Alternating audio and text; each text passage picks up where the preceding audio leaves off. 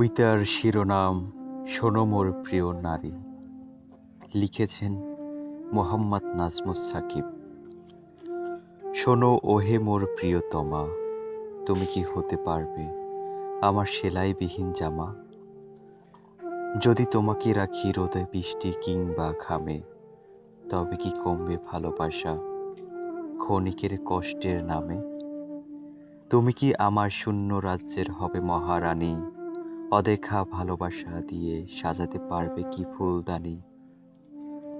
নুন আনতে পান্তা ফুরায় এমনও যদি হয়, তবে কি ধৈর্য ধরে দুঃখকে করবে জয়? আমি যদি না দিতে পারি তোমার শখের রেশমি শাড়ি, আমায় ছেড়ে যাবে না তো চলে বাপের বাড়ি?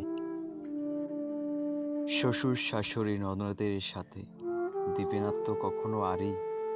এসে খেলে কাটাতে পারবে ওহে মোর শখের নারী। সন্তানের যোগ্য মাতা হইও পরিশেষে, তবেই বাকি জীবন কাটাবো ভালোবেসে।